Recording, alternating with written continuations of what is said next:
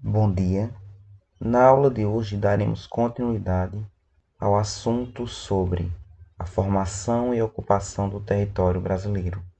O objetivo dessa aula é que o aluno compreenda e analise as implicações de caráter político, econômico e social representativos da produção do espaço geográfico brasileiro no espaço e no tempo, e sua relação com a Constituição Territorial do Brasil.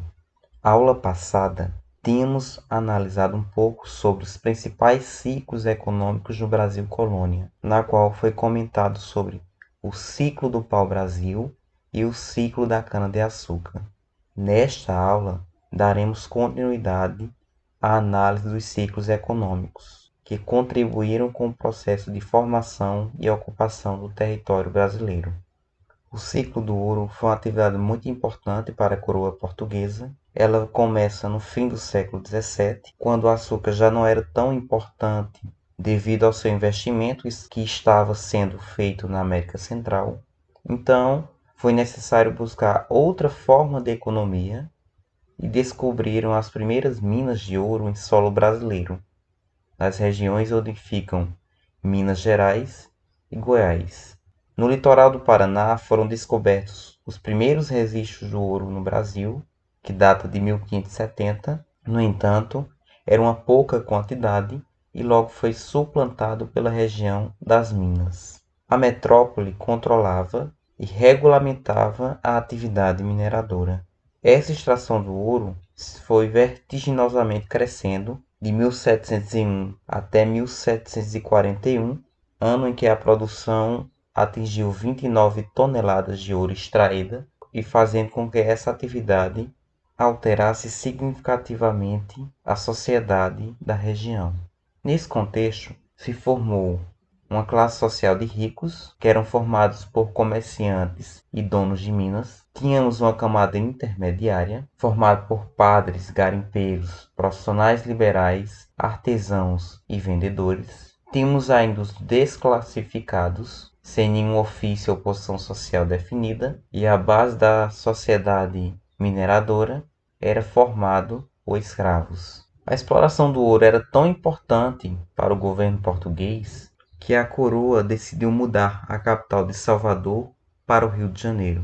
E com o intuito de controlar a extração do ouro e evitar o contrabando, foram criadas as casas de fundição que cobravam altos impostos de quem extraiu o minério, e os principais impostos eram o quinto, que correspondia a 20% da produção do ouro que deveriam ir para o rei de Portugal, a derrama, no qual a colônia tinha que arrecadar no mínimo 1.500 quilos de ouro por ano, e a captação, que era cobrado imposto sobre cada escravo que trabalhava nas minas. Dada a importância tanto do ciclo do açúcar como do ciclo da mineração, podemos fazer duas comparações em relação a alguns fatores. Primeiro, o apogeu da atividade açucareira ocorreu no século XVII, já a atividade mineradora ocorreu no século XVIII. Enquanto a atividade açucareira ocorreu na zona da mata litoral nordestino, principalmente em Pernambuco e na Bahia, onde havia respectivamente o maior número de engenhos instalados no Brasil, a atividade mineradora se localizava na capitania de Minas Gerais, cidade de São João del Rei, Vila Rica, Sabará, Vila do Príncipe e Arraial do Tejuco. Quanto às características, a atividade açucareira consistia na plantação adaptada ao clima litorâneo e ao solo argiloso e fértil, o massapê. Foi implementado devido ao conhecimento prévio dos portugueses que já cultivavam o produto nas ilhas Açores. Por conta de sua boa aceitação do açúcar na Europa, era raro e caro, e o capital holandês financiava a construção de engenhos, a compra de escravos e o transporte. Também o refino e a distribuição do açúcar na Europa. Temos ainda como característica o plantation, que era o cultivo de um único produto, era uma monocultura, voltado para exportação, que utilizava mão de obra escrava, e uma extensa propriedade rural, que era denominado latifúndio, e a sociedade era basicamente rural. A atividade mineradora tem como características o aumento da população colonial com grande imigração de portugueses que vinham em busca de riquezas, o deslocamento do eixo econômico da colônia, que saiu do litoral nordestino, Salvador, para o interior do Sudeste, Minas Gerais. O desenvolvimento de inúmeras atividades econômicas secundárias e dependentes da mineração, como a pecuária, carne e couro, armas, ferramentas, móveis, vestuários, entre outras. Houve também a mudança da sede do governo geral de Salvador para o Rio de Janeiro, em 1793, e a expansão do território através do povoamento de áreas correspondentes aos atuais estados de Goiás, Mato Grosso e Mato Grosso do Sul. E nesse contexto, a sociedade era basicamente urbana. Quanto a outras atividades econômicas que contribuíram com a ocupação do território brasileiro, que se destacam a pecuária, entradas e bandeiras, as missões jesuítas e as drogas do sertão. Como primeira região ocupada, o litoral nordestino, a pecuária foi sendo implementada inicialmente nessa região. As características da pecuária eram extensiva, em uma grande extensão de terra, baseada em grandes estabelecimentos, voltado para a criação de gado e muares, atendia o mercado interno, tanto para o fornecimento de carne e couro. Ela se desenvolveu junto à lavoura canavieira. E a pecuária tem como objetivo fornecer carne, força motriz e transporte para a produção do açúcar. A consequência direta dessa atividade foi a ocupação do interior do território, como é possível visualizar no mapa à direita de vocês, partindo de Olinda e Salvador em direção ao interior. No entanto, no século XVIII e no século XIX, a pecuária no sertão nordestino decai devido à seca e a região sul passa a ser importante fornecedora do charque. A região nordeste torna-se uma região decadente. Já no sul e sudeste, as características da pecuária são outras. No sul do país, que no período ainda estava sob o domínio espanhol, a atividade pecuarista era destinada especificamente à produção de couro e se estabeleceu em menor escala no sudeste, também para dar suporte à produção do açúcar e à reduzida mineração. Mas, com o aumento da produção do ouro, a pecuária e a agricultura de gêneros alimentares acompanharam a mineração e também se intensificaram no interior. Da mesma forma que no Nordeste, teve como consequência a ocupação do interior do território.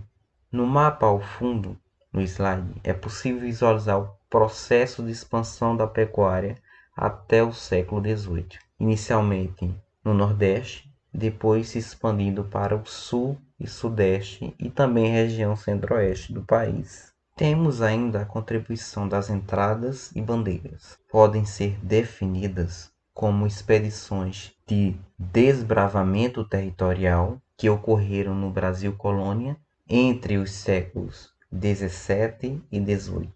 As principais diferenças entre entradas e bandeiras foram as seguintes. As entradas eram expedições oficiais, organizadas pelo governo, que saíam do litoral em direção ao interior do Brasil. Já as bandeiras eram expedições organizadas e financiadas por particulares, principalmente paulistas, e partiam de duas localidades, São Paulo e São Vicente, rumo às regiões centro-oeste e sul do Brasil. Outra diferença é que as entradas tinham como objetivo principal fazer o mapeamento do território brasileiro, principalmente da região interior. Estas informações eram enviadas até Portugal com o objetivo de aumentar o conhecimento e viabilizar a colonização do interior do Brasil. Já as bandeiras tinham como objetivo principal descobrir minas de ouro, prata e pedras preciosas. Um terceiro ponto de diferença é que as entradas também atuavam no combate aos grupos indígenas que ofereciam resistência aos colonizadores, e as bandeiras atacavam missões jesuítas, capturando índios que seriam comercializados como escravos. A quarta diferença é que as entradas eram compostas, em sua maioria, por soldados portugueses e brasileiros a serviço das províncias. Já as bandeiras eram lideradas por paulistas, chamados de bandeirantes, e tinham em sua composição familiares agregados, brancos, pobres e mamelucos. Como é possível visualizar no mapa os três tipos de bandeirantes? Outra função importante para o processo de ocupação do território brasileiro foram as atividades dos jesuítas, as denominadas missões jesuíticas, também chamadas de reduções. Eram grandes aldeamentos indígenas organizados pelos padres jesuítas da Companhia de Jesus, ligada à Igreja Católica no continente americano. Elas começaram a chegar no Brasil a partir de 1549. Tiveram uma participação muito relevante no projeto português de colonização do Brasil e foram responsáveis pela cristianização dos povos nativos, e assim ajudariam a justificar a presença europeia na América. No entanto, devido a divergências com o rei de Portugal, eles foram expulsos pelo Marquês de Pombal por ordem da coroa portuguesa no século XVIII. Temos ainda a contribuição das drogas do sertão. A instalação da economia colonial no Brasil ela foi marcada pelo caráter extremamente explorador. Os colonizadores portugueses buscavam riquezas no Brasil. Na região norte, a partir de 1616, com a construção do Forte de Belém, deu início a uma série de expedições exploratórias pelo interior da Amazônia. Essas expedições realizadas acabaram possibilitando a descoberta de diversos recursos naturais que poderiam ser vendidos para o mercado consumidor europeu e, dessa forma, contribuíram com o processo de ocupação do território. Na região norte, a exploração das proximidades do rio Amazonas aconteceu graças às ações de invasores ingleses, holandeses e espanhóis, que buscavam dominar espaços onde Portugal não tinha imposto sua autoridade. As notícias dessas ações motivou Portugal a promover a expulsão desses grupos. E como ocorreu a exploração desses recursos da floresta amazônica? Através da escravização dos nativos. A exploração das drogas do sertão ficou a cargo das missões jesuíticas, que empregavam mão de obra indígena. Então eram feitas expedições para capturar índios. Como consequência, no século XVII, houve um processo de extermínio dos povos indígenas que viviam nas margens do rio Amazonas. Na linguagem da época, matava-se muito mais do que era necessário para limpar o território de seus ocupantes. E o massacre teve o acordo dos padres jesuítas com os grupos expedicionários. Nas duas imagens ao lado é possível visualizar a contribuição dos jesuítas com as missões e abaixo o processo de escravização dos indígenas pelas expedições, que ajudaram no processo de extermínio desses povos. Em que consistiam as drogas do sertão? Era um processo de extrativismo e coleta. O termo, as drogas do sertão, eram produtos nativos do Brasil que não existia na Europa, e por isso atraiu o interesse dos europeus que as consideravam como novas especiarias. Abarcavam uma série de produtos como o guaraná, a castanha do Pará, a salsa, o urucum, o gergelim, o pau-cravo, o cacau e a baunilha. Todas essas especiarias tinham alto valor de revenda na Europa. Com isso, logo apareceu um poderoso mercado de contrabando desses produtos. Do século XVII para o século XVIII, é possível ver que houve alterações no mapa da colônia. No século XVII, teve início a ocupação mais intensa do interior do território brasileiro, com a introdução da pecuária na colônia. A pecuária foi instalada em áreas do interior, onde as terras eram propícias às lavouras de cana, como a região do semiárido nordestino, contribuindo com o processo de formação dos primeiros núcleos do povoamento no interior, assim como caminhos, estradas que serviam de vias de comunicação entre os núcleos mais importantes. Ainda nesse século foram exploradas as drogas do sertão, que deram início à ocupação da região amazônica, principalmente ao longo dos rios. Nesse sentido, os rios foram importantes rotas de transporte para alcançar o interior.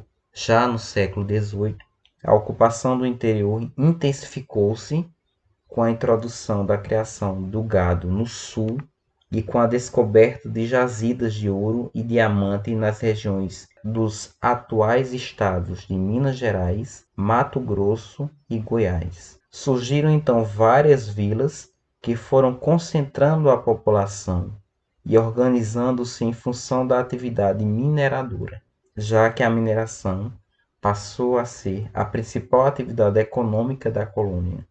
Por isso, a sede do governo português foi transferido para o Rio de Janeiro, local mais próximo dos núcleos de exploração.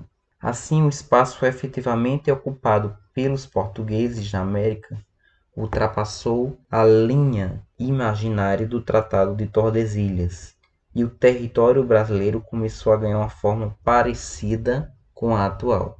Dessa forma, passamos a analisar os principais ciclos econômicos no Brasil Império e República, com destaques para o ciclo da borracha, o ciclo do cacau, o ciclo do café e o ciclo do algodão.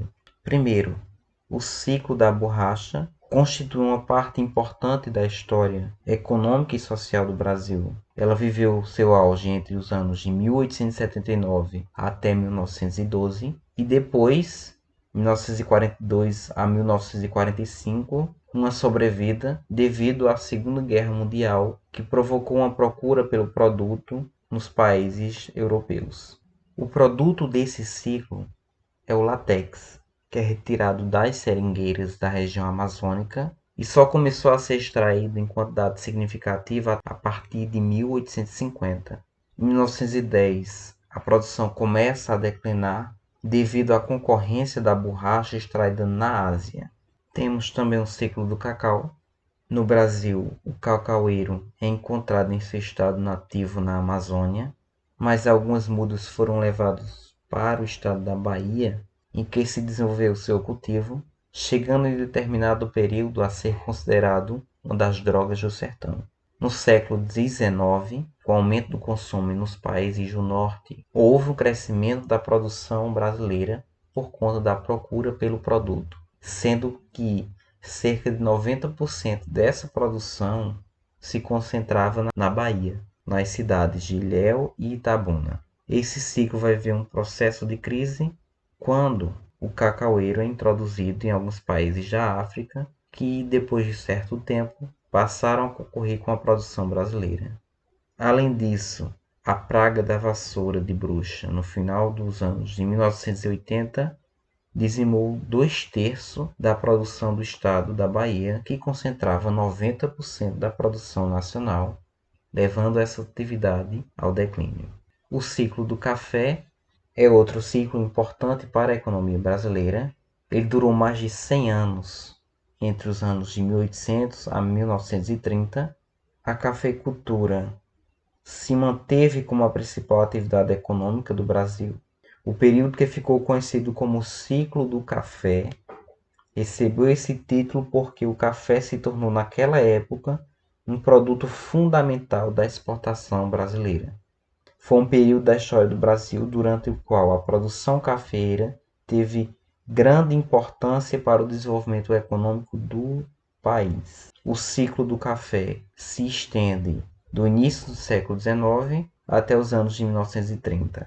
No território brasileiro, as primeiras mudas de café foram trazidas no ano de 1727 e por muito tempo serviu apenas para o consumo doméstico. A cultura em pequenas proporções no norte do país foi se expandindo em direção ao sudeste, quando, a partir de 1870, teve seu grande momento no oeste paulista, nas cidades de Campinas e Ribeirão Preto, onde encontrou a terra roxa, que é um solo rico para os cafezais. Como é possível visualizar no mapa abaixo, que demonstra o processo de expansão do café no estado de São Paulo, indo do litoral em direção ao interior, o oeste paulista.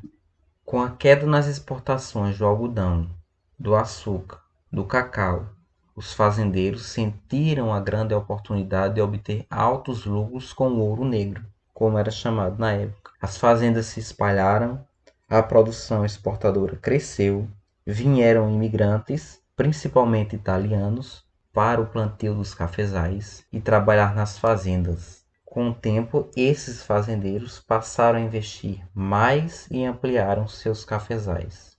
Na segunda metade do século XIX, o café tornou-se o principal produto de exportação brasileiro devido ao consumo no mercado interno e externo. A cafeicultura exportadora do café foi aos poucos se expandindo e logo atingiu o índice de maior produto de exportação do país.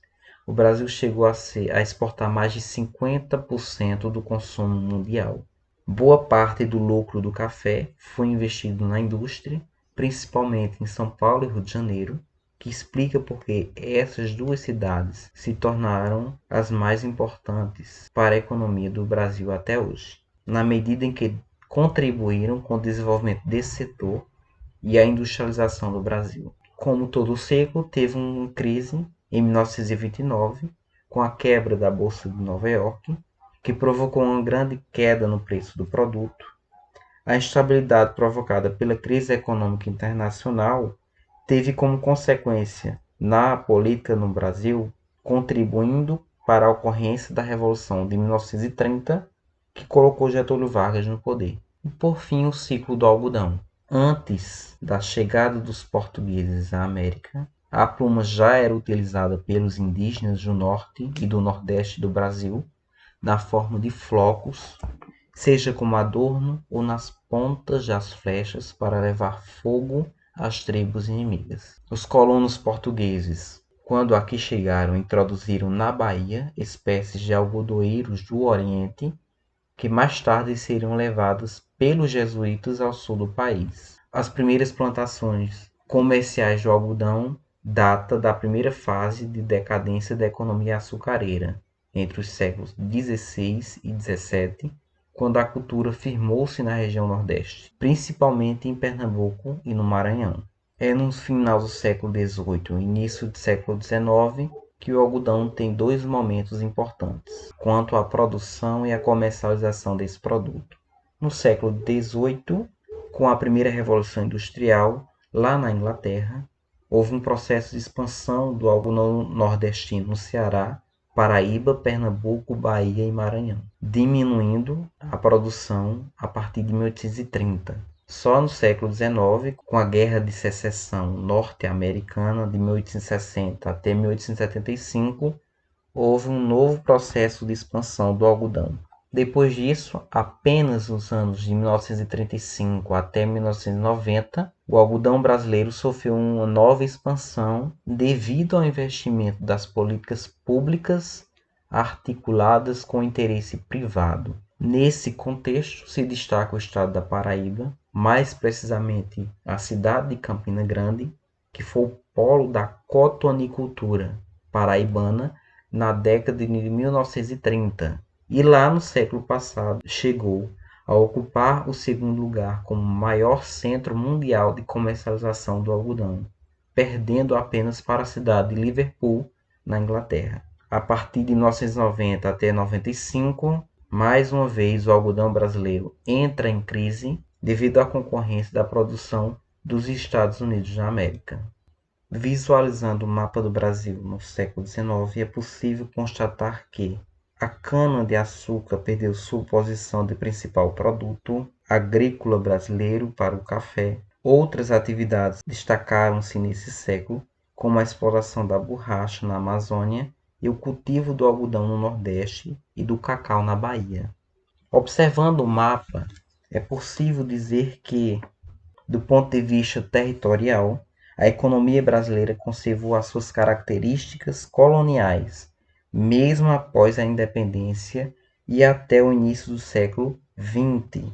O Centro-Sul era o centro cafeeiro, o Nordeste e a Amazônia funcionavam como ilhas econômicas voltadas para o mercado externo, fornecendo produtos tropicais e consumindo manufaturas importadas.